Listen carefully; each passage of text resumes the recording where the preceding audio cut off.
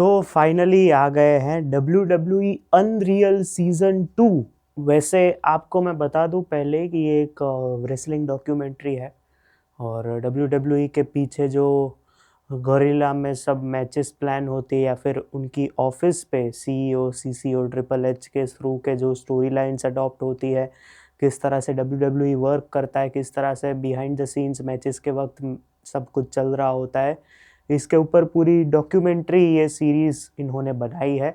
और documentary series है तो मैं प्रिफर करूँगा कि हम डॉक्यूमेंट्री को स्टार्स नहीं देंगे, बिकॉज मेरी वो आदत नहीं है और मैंने कभी डॉक्यूमेंट्री को स्टार्स के थ्रू जज भी नहीं किया है। बिकॉज रियल लाइफ इवेंट्स पे अगर मूवी बनती है और डॉक्यूमेंट्री बनती है तो आपके पास पूरा एक फ़र्क आपका अलग हो जाता है ना, तो मैं वैसा समझता हूँ। तो ये चीज़ है और मैं आपको बताऊं कि जब ये पूरी जब सीज़न 1 आई थी इसकी, तो मैं बहुत इम्प्रेस हुआ था इससे, क्योंकि रेसलिंग मेरे लिए WWE के रूप में मैं ऐसा समझता हूँ ब्लेसिंग है, या फिर ब्लेसिंग इन डिस्गाइज भी आप समझ सकते हैं कि डूज एंड डोंट्स बहुत फॉलो किए इसके थ्रू।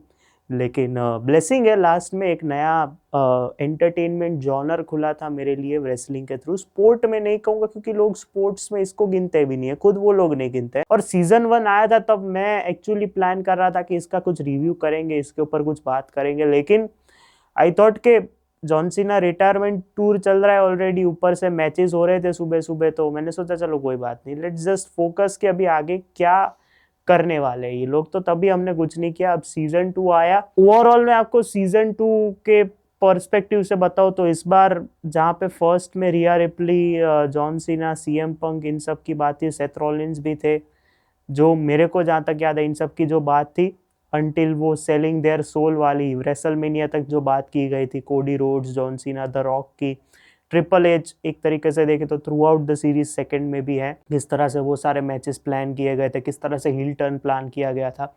तो वहाँ तक की बात थी। यहाँ पे समर स्लैम तक की बात दिखाई गई है, जो रेसलमेनिया के बाद सबसे बड़ा इवेंट माना जाता है रेसलिंग में, WWE में। तो वहाँ तक की बात है जहाँ पे आपको इस बार सेथ रॉलिन्स, बेकी लिंच, इयो स्काई, लायरा वेल्कीरिया और एले नाइट, फिर सीएम पंक, एक तरीके से आर ट्रूथ और इतने कोडी रोड्स, ये सब की कहानी आपको इस बार देखने को मिलेगी। नेओमी की कहानी देखने को मिलेगी। इस बार स्टेक्स थोड़े ऊपर ले गए ये लोग, और मुझे पर्सनली ये सब रेसलिंग एक ऐसी जगह है ना, या फिर एक केफेब मूवमेंट होता है रेसलिंग में कि कैरेक्टर्स होते हैं, कैरेक्टर्स के रिलेटेड बात होती है, और केफेब आपको मेंटेन करना पड़ता है इन रियल लाइफ और इवन आपके सोशल मीडिया हैंडल्स में भी।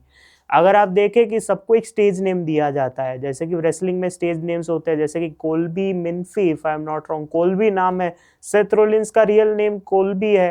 रोमन रेंस का रियल नेम जो Anoa'i, if I am not wrong, ये है।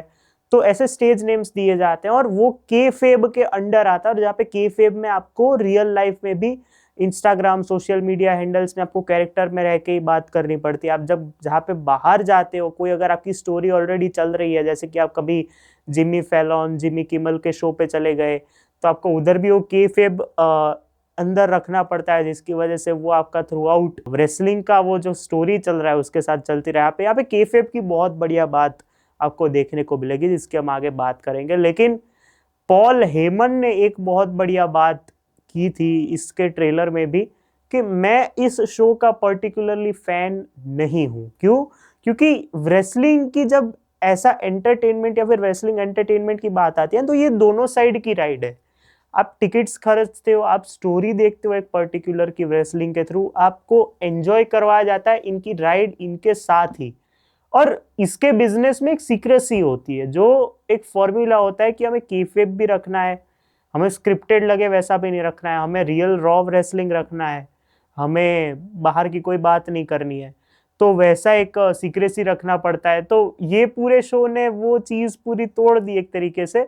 लेकिन फायदा पर्टिकुलरली हम जैसे फैंस को हुआ है कि हम जो इतने सालों से देख रहे हैं, जहाँ पे सबकी इन्वॉल्वमेंट पीछे कैसे लगी रहती है, किस तरह से सब कुछ डिज़ाइन किया जाता है, किस तरह से रिटर्न्स, किस तरह से स्टोरी लाइन्स लिखी जाती है, उसमें भी अगर किसी रेसलर के तरफ से बॉच हुआ कोई, जो इस सीजन में दिखाया गया एले नाइट और लायरा वेल्कीरिया की तरफ से जो एक बॉच हुए, बड़े ह्यूज बॉचेस जो उनकी स्टोरी को या फिर उनके कैरेक्टर को ये आगे ले जाने वाले थे, तो उसमें से आप कैसे बाहर निकलेंगे, वो बात हुई। तो इस सब को ओवरऑल WWE अनरियल सीजन 2 में बहुत बढ़िया तरीके से दिखाया गया है। और हम एपिसोड्स बाय एपिसोड्स, जहाँ तक मुझे याद है, हम वैसे बात करेंगे। फर्स्ट ऑफ ऑल, मैं इस पूरी डॉक्यूमेंट्री को या फिर इस पूरी सीरीज को एक लाइन में रिव्यू करूं या फिर एक पूरे सेंटेंस में रिव्यू करूंगा, तो मैं यही करूंगा कि yes, this is a Netflix documentary through out. मतलब नेटफ्लिक्स जिस तरह से डॉक्यूमेंट्रीज डिजाइन करता है, one of my favourite things about Netflix is कि उनकी, अगर मैं किसी चीज को लेके इंटरेस्टेड हो, उस पर वो डॉक्यूमेंट्रीज बना रहे, तो मुझे पर्सनली बहुत बढ़िया लगता है। इसके पहले 9/11 के ऊपर उन्होंने एक डॉक्यूमेंट्री बनाई थी, ओसामा बिन लादेन को कैप्चर करने के लिए। वो बहुत बढ़िया तरीके से 3 एपिसोड की सीरीज थी। ये एक और डॉक्यूमेंट्री आपके सामने आई है। और ओवरऑल रेसलिंग ही है। रेसलिंग में मैं कैसे आया, मेरे पहले नेम्स क्या हुआ करते थे, मेरी करंट स्टोरी लाइन क्या है, मेरा क्यों इसके साथ फ्यूड है, उस सब को ब्यूटीफुली एक्सप्लेन करते हैं ये सब लोग। और सबके एक एक पॉइंट ऑफ व्यूज कैप्चर करना, पीछे की फुटेजेस के साथ दिखाना, उसमें ये लोगों ने बहुत बढ़िया काम किया था ओवरऑल। और इस बार सबसे पहले स्टोरी जिस तरह से बेकी लिंच की शुरू हुई थी, first of all overall documentary में बहुत ब्यूटीफुल लग रही है। और विदाउट मेकअप है I think most of the times, तो और ब्यूटीफुल लग रही है वो थ्रू आउट। और उनकी आवाज जो एक आयरिश एक्सेंट उनका जो साथ में आता है, वहां पे मुझे वो, मतलब बेकी लिंच, निकी बेला, टिफनी स्ट्रैटन, अभी से जिस तरह का उनका इन रिंग परफॉर्मेंस है, ये जो है ना, ये विमेन जो है, इवन एजेली, इवन पेज, कहीं ना कहीं ये सारी विमेन एक टाइम पे, मतलब इस बिजनेस को या फिर डिवास के बिजनेस को उन्होंने संभाला था, कि ये उस टाइम पे इन्होंने एक कैरी फॉरवर्ड वाली लेगेसी थ्रू आउट उन्होंने मेंटेन की थी। तो बेकी लिंच के लिए तो पहले से रिस्पेक्ट है, उनका कैरेक्टर उन्होंने बहुत बढ़िया डिजाइन किया था। और इधर जिस तरह से वो रिटर्न के बाद, स्पेशली जब आपके घर पे एक बेटी है छोटी सी, और उसको छोड़ के आप नहीं जाना चाहते हो from to back to work, उसके बाद व्रेसलमेनिया मोमेंट भी आता है आपका, और उसके नेक्स्ट रॉ, व्रेसलमेनिया आफ्टर रॉ या फिर रॉ आफ्टर व्रेसलमेनिया, यस, उसके बाद में आप सीधा हील टर्न कर रहे हो। उसकी स्टोरी पर्टिकुलरली बहुत बढ़िया डिजाइन की है। उसमें भी लायरा वेल्कीरिया के साथ जो म्यूचुअल रिस्पेक्ट दिखाई गई है, प्लस जब कोई नए रेसलर से कोई गलती हो जाए, फिर भी यू नो कि she is new in the business, तो वो ठीक से समझ जाएगी और आगे जाके आराम से वो चीजें हैंडल कर लेगी। जो एक पर्टिकुलर ह्यूज बॉच किया था लायरा वेल्कीरिया ने, उसको जिस तरह से उसमें लायरा वेल्कीरिया को, मतलब मैं पर्टिकुलरली, कोई अगर बॉच करता है ना, तो उसकी इतनी खराब हालत हो जाती है कि उसके लिए तो लास्ट में बिजनेस को बचाने वाली बात है। ओवरऑल रेसलिंग स्टोरी लाइंस में बिजनेस अगर बच गया तो आपका शो चलेगा ही। और AEW में भी आप देख लो, WWE में देख लो, तो यहाँ पे बिजनेस बचाने की बात में वो जिस तरह से, मतलब पर्टिकुलरली इफेक्ट करता है आपको कि यार मेरे से गलती हो गई, कल जाके अगर मैं ही फायर हो जाऊंगा तो मेरे साथ क्या होगा। तो वैसी चीज यहाँ पे लायरा वेल्कीरिया की स्टोरी लाइन के थ्रू दिखाया गया है। बेकी लिंच की स्टोरी लाइन इंटरकॉन्टिनेंटल चैंपियनशिप वाली बहुत बढ़िया दिखाई है टिल समर स्लैम। उसके बाद हम धीरे धीरे करके बात करेंगे इयो स्काई, जापानीज रेसलर, लेकिन WWE में आई है, और उनकी पर्टिकुलर वुमेन्स चैंपियनशिप वाली story with Naomi's cash in attached. और नेओमी की जो पर्टिकुलर 2022 वाली कंट्रोवर्सी हुई थी, मुझे पर्टिकुलरली नेटफ्लिक्स डॉक्यूमेंट्रीज की बहुत बढ़िया बात ये लगती है कि अगर मैं प्रेजेंट की बात कर रहा हूँ, और मैं ऐसा बोलता हूँ ना कि मेरे साथ 2022 में ऐसा हुआ था, मैं सिर्फ इतना बोल देता हूँ, नेटफ्लिक्स वाले और रेसलिंग वालों ने ये बढ़िया क्या चीज की कि उधर तक वो ले गए, तब से लेके 2025 तक पूरा एस्टैब्लिश किया नेओमी की स्टोरी को। तो मुझे पर्सनली वो डिटेल के साथ अगर कोई डॉक्यूमेंट्री बनाता है ना, तो मुझे बहुत बढ़िया लगा उस चीज में। और नेओमी का जो एक पर्टिकुलर एक स्पीकिंग वाली बात है कि मेरे को खुद के लिए स्टैंड लेना चाहिए, मेरे को खुद के लिए बात रखनी चाहिए, तभी मेरी एक वैल्यू होगी, उसमें उन्होंने इस तरीके से जो पूरा डिपिक्ट किया है अपना पेन, अपना money in the bank, cash in से लेके जीतने तक का सफर, वहां पे मुझे पर्सनली, एक तो नियोमी भी बहुत पुरानी है इन WWE, आई थिंक 2009-11 से वो भी है इस बिजनेस में, तो उनको जिस तरह से रिस्पेक्ट मिली, उनको जो पहली चैंपियनशिप जीतने को मिली इसके साथ, तो वो पूरा एक सर्कल घुमा उनके लिए। और उनकी स्टोरी भी है सेम एज बहुत बढ़िया थी। Same Iyo Sky Rhea Ripley की स्टोरी जिस तरह से दिखाई गई थी। Now coming to my 2 favourite stories जो मुझे बहुत बढ़िया लगी दोनों में, एक तो पहले हम स्पेशल मेंशन दे देते हैं जेली रोल, रैंडी ऑर्टन वाली स्टोरी, उसमें भी Jelly Roll as a wrestler dream उन्होंने जो किया था, उसको जिस तरह से उन्होंने डिपिक्ट किया है, मतलब जिस तरह से बात रखी है अपनी के मेरे को रेसलर करने के लिए, उसमें भी उन्होंने जिस तरह से एलबीज या फिर पाउंड्स जो कम किए हैं अपने, वो पूरी स्टोरी। तो ओवरऑल ये सब जो नए नए लोग आते हैं बिजनेस में, उनको भी पता है कि रेसलिंग इज नॉट इजी, और उसको जिस तरह से डिपिक्ट किया है जेली रोल ने, वो पर्सनली मुझे बहुत मतलब हार्ट टचिंग स्टोरी थी उनकी, मैं ऐसा कहूंगा। तो बहुत बढ़िया स्टोरी है उनकी भी। तो अब आते मेरी दो फेवरेट स्टोरीज पे। मुझे पर्सनली ये चीज बहुत बढ़िया लगी कि उन्होंने आर ट्रूथ को पूरा एक एपिसोड दिया है। हाँ मतलब ओवरऑल अगर आप देखें डॉक्यूमेंट्री इनकी, तो एक एपिसोड में दो स्टोरीज की बात करते हैं और बीच में एक स्टोरी वापस एक और ऐड हो जाती है, और लेकिन वापस जो मेन स्टोरी से शुरुआत की थी वहां पे ही वो एंड करते हैं। आर ट्रूथ की स्टोरी जिस तरह से उन्होंने दिखाई है थ्रू आउट, कि सोशल मीडिया पावर क्या होती है, फैंस पावर क्या होती है, और एक मिसअंडरस्टैंडिंग की वजह से क्या क्या हो जाता है टिल समर स्लैम, या फिर आई थिंक बर्लिन में, या जो एक इवेंट हुआ था बैश इन बर्लिन में जो रिटर्न हुआ था if I am not wrong, या फिर yes money in the bank में जो रिटर्न हुआ था, वो किस तरह से प्लान किया है पूरा प्रोसेस। मतलब आर ट्रूथ एक तरीके से देखे तो हिप हॉप स्टार है, रोड डॉग की उनकी जो इमोशनल बात दिखाई गई थी इसमें, मोर देन रेसलिंग वाली जो बात है इधर इस पूरी सीरीज में, कि रेसलिंग के बियॉन्ड यहाँ पे बात की गई है, मुझे पर्सनली वहां पे ये चीज बहुत बढ़िया लगी। और आर ट्रूथ एकदम मतलब एकदम इन द जोन बात कर रहे हैं, और बहुत मतलब वो एक एक्सपीरियंस्ड आदमी नहीं होता कि जब उसके साथ ऐसा अचानक से वो एक दिन जा रहा होता है कहीं पे और उसको पता चलता है कि यार यू आर फायर्ड, अब कुछ नहीं है मेरे हाथ में काम, तो अब मैं क्या करूंगा। और उसके बाद फैंस को भी पता है कि सब लोग जाएंगे लेकिन आर ट्रूथ को नहीं जाने देना। और उसके बाद जो ट्विटर एक्स पे वगैरह पे जो हैशटैग्स चले थे, जिस तरह से सुपरस्टार्स ने भी सामने से, क्योंकि ऐसे टाइम पे प्रॉब्लम क्या होती है ना कि सुपरस्टार्स ऐसे सब ट्वीट्स नहीं करते हैं, लेकिन एक साथ इतने सारे WWE सुपरस्टार्स ने ट्वीट की कि बॉस ये गलत हो गया, ये हो गया। उसमें भी माइकल कोल की कमेंट्री वाला पॉइंट आता है जहां पे माइकल कोल को भी पता नहीं होता कि आर ट्रूथ इज रिटर्निंग, और जब उनका रिटर्न जिस तरह से प्लान किया जाता है, मतलब किसी ने देखा नहीं था उनको, या फिर किसी को आइडिया नहीं था कि he is coming back again. उसमें भी जॉन सीना के साथ जो उनको आइडल मानते हैं, अपना आर ट्रूथ जिनको आइडल मानते हैं, उनकी वो पूरी स्टोरी, ये पर्टिकुलरली फैसिनेटिंग और इमोशनल स्टोरी थी। मतलब अब स्टोरी लाइन भी बहुत बढ़िया लिखी थी तब तक ट्रिपल एच और रोड डॉग, बॉबी रूड, ये सब ने।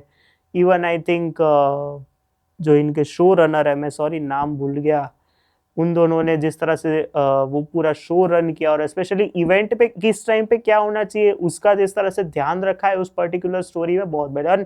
आर ट्रूथ के लिए तो इमेंस रिस्पेक्ट है। मतलब उन्होंने जहाँ पे जिस टाइम पे ऑडियंस को हंसाया, जिस टाइम पे जरूरत है वहां पे डिलीवर किया है अपने हिसाब से, भले उनका कैरेक्टर उस टाइप का हो लेकिन फिर भी। फाइनल स्टोरी जो सेथ रॉलिंस की जो पूरा क्रचिस वाली बात की गई थी, लाइक यार मतलब मेरे को केफेब वाली मोमेंट्स ना बहुत कम दिखती है रेसलिंग में। कभी कभी they break the wall, they go personal, लेकिन केफेब ने ही इस पूरे बिजनेस को बचा के रखा है, जो मैं मानता हूं पर्सनली। और केफेब का बेस्ट एग्जांपल, जब भी ऐसी कोई स्टोरी आते हैं और ऑडियंस को कन्विंस कर देना कि बॉस ये अब 6 महीने तक नहीं आने वाला है, इसका टाइटल शॉट आगे, money in the bank winner वाला पोजीशन आगे, उसमें भी I think LA Knight was the one who was going to win the money in the bank if I am not wrong, उसके बाद इनको जिताया, उसमें भी उन्होंने अलग स्टोरी से सिचुएशंस की, क्रचिस के साथ उनकी एंट्री, फिर इंजरी हुई, तो सब लोग शॉक में कि अब 6 महीने तक क्या होगा, सेथ रॉलिंस नहीं आएंगे। तो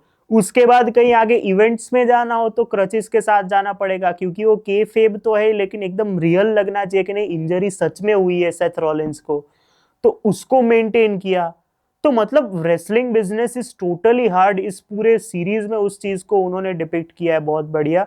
और उसके बाद भी आप क्रचिस कितने आई थिंक समर स्लैम तक उसको रखना, एवोल्यूशन में भी देखने आए थे बेकी लिंच की मैच, तो क्रचिस के साथ आए थे ताकि वो पूरा एक माहौल ना टूट जाए। आप देखिए बेकी लिंच भी कितनी मतलब क्लेवर है कि उन्होंने पोस्ट डाली थी कि वो क्रचिस के साथ उनकी बेटी के साथ घूम रहे हैं, to spread misinformation just to save business, और लोगों को हाइप्ड अप रखने के लिए। और वो जो एक सिनेमैटिक ब्रिलियंस वाला जो शॉट था समर स्लैम डे 1 पे सीएम पंक के सामने जब आते हैं, एकदम वापस क्रचिस ऐसे फेंक देते और ऐसे जो उन्होंने अपना पोज रखा था सेथ रॉलिंस ने, आई थिंक मैं पर्सनली जब से ये रेसलिंग फॉलो कर रहा हूँ या फिर WWE फॉलो कर रहा हूँ, गूज बम्स जब होते हैं ना आपको, वो बहुत ही रेयर मोमेंट्स होते हैं गूज बम्स पे। लाइक मैं आपको बताऊं, इसके पहले सेथ रॉलिंस के जीतने के पहले जब जॉन सीना ने हील टर्न की थी, that was goosebumps for me. उसके पहले बीच में कुछ नहीं था। उसके पहले भी कोडी रोड्स जब टाइटल जीते थे, वहां पे वो पूरा मतलब वो जब तक खत्म नहीं हुआ मैंने टीवी खत्म नहीं किया है वो, मतलब उस टाइप के गूज बम्स मोमेंट्स।